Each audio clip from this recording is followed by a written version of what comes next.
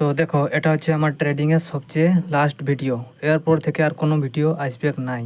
তো এই ভিডিওটা সবালে ফাড়ু, সবালে তাগড়া হবে কে। তো মন দিয়ে আরামসে ধ্যান দিয়ে শুনো। তো দেখো, যখন কোনো একটা ট্রেডার টোটালি শিখে যায় বা মোটামুটি টাকা ইনকামের রকম শিখে যায়, তখন সে শেখার পরেও সে লসে থাকে বা প্রফিটেবল হয় না, বা যদিও লাভ করে তো যা লাভ হয় সে সব শেষ করে দেয় মার্কেটে। তো তার জন্যই ভিডিওটা বানা, তো লাস্ট তক দেখো। তো দেখো, যেমন আমি অলরেডি শিখে যাইছি। ধরো এই চারটাতে এটা তো যেটা আমি আগে ভাবেছিলি, মানে আমি অলরেডি আগে জেনে নিয়েছিলাম যে হ্যাঁ মার্কেট উপর যাবে, ঠিক আছে। এখন 20% দেখাচ্ছে, বাট আমার আগে থেকেই বা একদিন আগেই আমার জানা ছিল যে মার্কেট মোটামুটি 7-8% বা 10%-এর কাছাকাছি যাবে, বাট তার থেকে বেঁচে গেছে। তো এটা আমি আগে থেকেই জানি, কিন্তু আমি নাই, আমার মাইন্ডটা ডাইভার্ট হয়ে গেছে। কারণটা বলছি ভিডিও লাস্টে। তো দেখো, এমনিতে তো আমি বড় করে বলে দিলি যে হ্যাঁ মার্কেট 20% উপরে গেছে, বা একদিন আগেই আমি বলে দিলি যে হ্যাঁ মার্কেট, আমি আগে থেকেই জানি যে মার্কেট ওপরে যাবে কে। বাট এটা আমি আপনাদেরকে প্র্যাকটিক্যালভাবে দেখাচ্ছি, ঠিক আছে। তো দেখো এটা হচ্ছে ওয়ান্ডার ক্যান্ডেল, যে গ্রিনটা বনে আছে এটা রানিং ক্যান্ডেল। আজকে 20 তারিখ, তার আগেরটা 19 তারিখ। তো 19 তারিখের ক্যান্ডেলটা দেখে অলরেডি বোঝা যাচ্ছে যে অপারেটররা এন্ট্রি নিয়ে নিয়েছে, বা তারপরের দিনের ক্যান্ডেলটা গ্রিন হবে। মানে এখন তো দেখাচ্ছে রানিং ক্যান্ডেলটা গ্রিন, বাট এটা একদিন আগেই বোঝা গিয়েছিল যে তারপরের ক্যান্ডেলটা গ্রিন হবে। মানে মোটামুটি 19 তারিখেই বোঝা যাচ্ছে যে যেহেতু মার্কেট লাগাতার সেলার্সকে 3 দিন 4 দিন প্রফিট দিয়েছে, এরপর বায়ার্স ঢুকবে, বায়ার্সটাকে প্রফিট দিবে। তো সেই কারণে বোঝা যাচ্ছে যে মার্কেট উপর যাবে 20 তারিখে, আর ক্যান্ডেলটাও গ্রিন বনবে, ঠিক আছে। তো দেখো, আমরা দেব প্রিভিয়াস ডের, মানে 19 তারিখে বোঝা যাচ্ছে যে সেলার্সের যতটা তাকত রয়েছে সেই তাকতটা কমে গেল, ঠিক আছে। দেখো মার্কেট এত দূর তক্ক red candle Roy, but market চলে গেলো উপর তক্ক। তো যদি গৌতম দা স্ট্র্যাটেজি লাগাই, যে আমরা যখন দাগ দিব প্রিভিয়াস ডের ক্যান্ডেল আপার এবং লোয়ে, তো যেহেতু এটা প্রিভিয়াস ডের ক্যান্ডেল, তো এটা বহুত নিচে আছে ইয়ার লিকুইডিটি, মানে এত দূর গ্রিন ক্যান্ডেলটা আসবে নাই। সেই কারণে যেহেতু ওর পাঁচটায় একটা লিকুইডিটি আছে, তো আমরা এই লিকুইডিটি লাইনটাই দাগ দিব, ঠিক আছে। আর এই উপরে দিচ্ছি একটা, ঠিক আছে। তো যখনই 1 মিনিটের চার্টে বা 1 মিনিটের চার্টে এইটা গেলে নিচে আসবে, বা মোটামুটি একটু নিচে আসবে, তখনই আমরা ওই জায়গাটায় বায়ের এন্ট্রি নেব, ঠিক আছে। আর তার নিচে রাখবো স্টপ লস, সেটা 1 মিনিটের চার্টে গেলে বোঝা যাবে, ঠিক আছে। তো চলো 1 মিনিটের চার্টে যাওয়া যাক। ওয়ান ডে যে ক্যান্ডেলটা সেটা ক্লোজ হয় তোমার 5:30 নাগাদ, ঠিক আছে। তো আজকে 20 তারিখ, তো 5:30 নাগাদে ক্লোজ হয়, মানে এটা 20 তারিখ। তো দেখো এটা হচ্ছে 5:30টায় যাও ওয়ান ডে ক্যান্ডেল ক্লোজ হয়, এবং দেখো ক্লোজ হওয়ার পরেই অপারেটরের এন্ট্রি হয়ে গেছে সঙ্গে লেটেই নাই, এবং তারপর থেকে মার্কেট আর নিচে আসেই নাই, মানে অপারেটরের স্টপ লসকে হিট করেই নেই।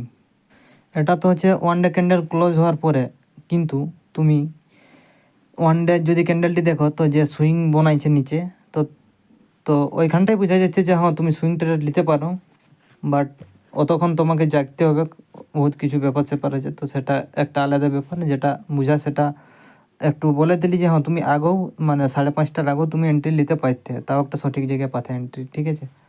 দেখো পাক্কা 5:30 নাগাদ মার্কেট ইয়ালে টাচ করিয়েছে। টাচ করার পর যেটা বললি যে আর আর মানে স্টপ লস খাইনি, মানে মার্কেট উপরেই গেছে। একটু দেখো ভালোভাবে, গৌতম যেটা বলেছে যে তুমি 2 নম্বর ক্যান্ডেলটাও, মানে ফার্স্ট অপারেটরের ক্যান্ডেলটা ক্লোজ হওয়ার পরেও তুমি এন্ট্রি নিতে পারিও, বাট ওটাতে একটু রিস্ক আছে, কারণ দেখো তার থেকে মার্কেট নিচে আসবে একটু, ঠিক আছে। তো নিচে আসার সময় তুমি এন্ট্রি নিতে পারো, বাট সবার বেস্ট হয় যেটা, যে যে লিকুইডিটি লাইনটা আছে ওইটা টাচ করার সঙ্গে সঙ্গেই, বা একটু দেখে দেখে নিয়ে নিলেই ভালো হয়। যদি আমরা পুরা 5:30টায় যদি এন্ট্রি নিতি, তো আমাদের স্টপ লস থাকতো এই জায়গাটা। স্টপ লসটা তো দেখলে, যে কোনো এমনি ট্রেড নেওয়ার আগে স্টপ লসটা মাইন্ডে রাখবে, ঠিক আছে। আর ইয়ার টার্গেট যেটা বনবে, টার্গেট আমাদের ছিল প্রিভিয়াস ডের ক্যান্ডেলের হাই। প্রিভিয়াস ডের ক্যান্ডেলের হাই হচ্ছে এটা, প্রায় 9% তক প্রফিট দিচ্ছে। মানে যদি 1000 টাকা লাগাতে, তো বনত 2800 টাকা।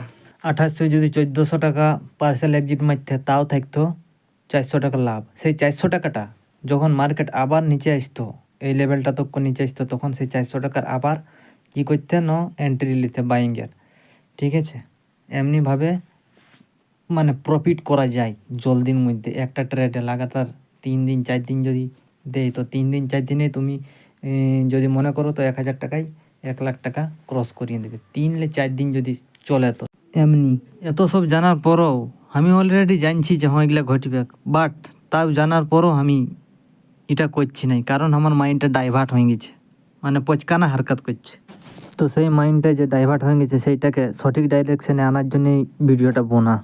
এই মার্কেটটাতে তো 3-4টা রেড ক্যান্ডেল দেখাচ্ছে যে হ্যাঁ এর পরে যে গ্রিন ক্যান্ডেলটা বনবে সেটা হয়তো 2টা থেকে 3টা বনবে, কিন্তু এর থেকেও একটা ভালো ট্রেড পয়েছিলি। যেমন দেখো এই ট্রেডটা ছিল, কোন শালা খচ্চোদা বোকা চোদা একদম থাকে যে এত এত এত ভালো ট্রেড পাওয়া সত্ত্বেও সে ইগনোর করছে। সেই বোকা চোদাটা কে বটে সেটা আর কে কইছে, মানে এত চুতিয়া কে হতে পারে ভাই? আর সেই চুতিয়াটা আছে আমি। মানে ছোট সময় যে মাছ ধরতে যাইছিলিস একজনকে নিয়ে জলের পরে, সেইটা মনে কর যে যখন তুমি এক জায়গায় জাল আড়িলে যে হ্যাঁ মাছ তো আসছে এটাই, বাট তোমার আরও বেশি কনফিডেন্ট ছিল যে না ইয়ালে বেশি মাছ পাবো নিজ দিক গেলে, চল নিজ দিক যাওয়া যাক। আর নিজ দিক যখন গেলে তখন নাই কথা বলে মাছ নাই কোনো, মানে মেন্টাল হ্যারাসমেন্ট হলে। তো তার জন্যেই তোর সঙ্গে এই ঘটনাটা ঘটিয়েছে আগে আর এখনও ঘটছে, তার জন্যে এই কথাটা বলা। তাই ওইটাকে মনে করি যদি এখনও না শিখতে পারিস তো কি শিখলে ভাই? মানে তুই দেখছিস অলরেডি আমি এটাই পয়সা পাবো, বাট অন্য জায়গাটা যাওয়ার মানে গৌতম ভাইও যেটা বললো যে আরে ভাই কত শিখতে থাকবে, কিছু তো পয়সাও কামাতে হবে। বেকার ঈদকে উদকে যায় স্কেল্প করে হেই করিয়ে যে তোর ক্যাপিটালটা আছে ছোটো মোটো সেটাও গুছাচ্ছিস, প্লাস মেন্টাল হ্যারাসমেন্টও হচ্ছে। কাজে যাচ্ছিস তো নাই ভালোভাবে কাজ করতে পারছিস, মানে ঠিক আছে তুই যদি লার্নিংই করছিস তো লার্নিং এলে বেশি তোর মেন্টাল হ্যারাসমেন্টেই তো হচ্ছে। তো এটাকে কন্ট্রোল করার জন্যই এই ভিডিওটা বল, মানে হাতে পয়সা থাকবে তবে না তুই ট্রেডিং করবে।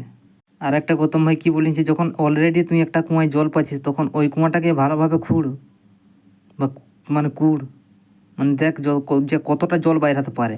তো ওই হিসাবে ওইটাই তুই কাজ কর যে 3 দিন 4 দিন আমি যত পাচ্ছি লিছি, তারপরে বাকিটা পরে দেখা যাবে। বাট সেটাও তো করছিস নাই। ঠিক আছে CoinDesk স্পন্সারে দেখা যায় যে হ্যাঁ তুই ওটাও টাকা কামাতে পারবে, বাট যে কুয়াটা তুই কুড়িয়েছিস সেই কুয়াটার জলটা তো সব উঠাইছিরা।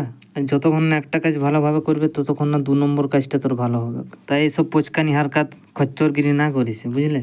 তাই লাস্টে আমি এই কথাটাই বলছি যে মার্কেটে তারাকেই পয়সা দেয় যারা হনেস্ট হয়, পয়সাকে সম্মান দেয়, মার্কেটকে সম্মান দেয়, সঠিক ডিটারমিনেশন দেখায়, মানে স্টপ লস রাখে, টার্গেট রাখে, এক্সিট রাখে, তারাকেই পয়সা দেয় মার্কেট। ঠিক আছে, তো বলার তো বহুত কিছু আছে, তো যেটা শিখা সেটা শিখো এবার। যে এমনি ট্রেডে এন্ট্রি নেওয়ার পর যে টার্গেটটা রাখবে উপরের লেভেলটা, তার লেভেলের নিয়ে একটা ভিডিও দেখো। Types of label. लोग बोलते हैं लेबल ड्रॉ करो, लेबल ड्रॉ करो, लेबल ड्रॉ करो, लेबल ड्रॉ करो, पर लेबल्स भी ना कई तरह के होते हैं। कौन कौन तरह का लेबल्स होता है इस चीज को अगर आपको जानना है पूरा देखो, मजा आएगा। पहला लेबल होता है वो जहां पे मार्केट डिसीजन लेगा, ठीक है। हो सकता है वो ऊपर भी जाए, हो सकता है वो नीचे भी जाए, यानी कि क्या बोल सकते हैं कॉन्ट्राडिक्टरी लेवल, कॉन्ट्रा लेवल, जहां से बोथ साइड के लिए मार्केट अप्रोच कर सकता है। इस लेवल पे आपको क्या करना है, सीओसी देख के ऑपोजिट साइड वाला पकड़ो, ज्यादा बेटर है, या फिर नीचे में थोड़ा सा रिट्रेस होकर मिले तो फिर दूसरा साइड का पकड़ सकते हो। दूसरा लेवल होता है जो होता है डेस्टिनेशन लेवल, ठीक है, पूरा डेस्टिनेशन एग्जिट। अब इस पे क्या होता है कि आप जो है डेस्टिनेशन नहीं बोल सकते हैं, तीसरा होता है नहीं एक ये दूसरा जो लेवल होता है ना, ये लेवल बहुत इंपॉर्टेंट है। ये लेवल होता है, चलो डेस्टिनेशन एग्जिट ही बताते हैं। दूसरा लेवल होता है डेस्टिनेशन लेवल। अब इस पे क्या होता है ना कि मार्केट भले यहां तक गया, ठीक है, पर इस जगह पे आपको लगा कि यार मेरा टारगेट 1:6 पूरा हो गया, 1:7 पूरा हो गया, 1:10 पूरा हो गया, यू विल अब क्या ही मैं इससे ज्यादा टारगेट देखूं, इसके बाद टारगेट मुझे होगा भी तो टाइम पास करेगा, शायद मार्केट कॉन्ट्रा लेवल क्रिएट कर देगा, ऊपर भी जा सकता है, नीचे भी जा सकता है। आई फील कि अब यहां से मुझे एग्जिट मार जाना चाहिए, तो यहां पे आप एग्जिट करते हो। लेकिन इसके बाद वाला जो लेवल है ना, मुझे जो लगता है वो लेवल सबसे ज्यादा इंपॉर्टेंट रोल प्ले करता है, और वो लेवल बार बार नहीं बनता है। और वो लेवल पता है कौन सा लेवल है, मैं बताता हूं। वो लेवल है, उसका अगर नाम मैं दूं, तीसरा एंड सबसे बाप लेवल चीज होता है इवेंट लेवल। ये क्या होता है ना, इस पे आपको डाउट होना ही नहीं चाहिए कि दोस्त मुझे बाइंग का ट्रेड लेना, ना कभी नहीं, मैं बाइंग लूंगा ही नहीं। क्यों बाइंग लूंगा तो क्या बनेगा, क्या मार्केट 1000 पॉइंट 10,000 पॉइंट 50,000 पॉइंट चला जाएगा? शायद चला जाए, लेकिन परेशान करके जाएगा, मुझे निकाल के जाएगा, क्योंकि ये लेबल है, ये यहां से रिट्रेस करेगा, मेरा ऐसा हिट हो जाएगा तब। लेकिन एक ही शर्त में मैं इस पे बड़ा पैसा बना सकता हूं, वो इस साइड का ट्रेड लेके नहीं बना सकता हूं, क्योंकि अगर कोई इंपॉर्टेंट इवेंट लेबल है तो अगर ये ऊपर भी जाएगा तो याद रखना इस पे रिट्रेस करके जाएगा, थोड़ा ऊपर से रिट्रेस कर जाएगा। किसी भी केस में तुम यहां पे बाय करोगे, तुमको मार्केट एसएल हिट कराएगा ही कराएगा, ऐसा होगा ही नहीं कि निकल जाएगा। लेकिन इवेंट लेवल पे एक ही ऐसा ट्रेड है जिसका एसएल बच सकता है, वो है रिवर्सल्स का ट्रेड।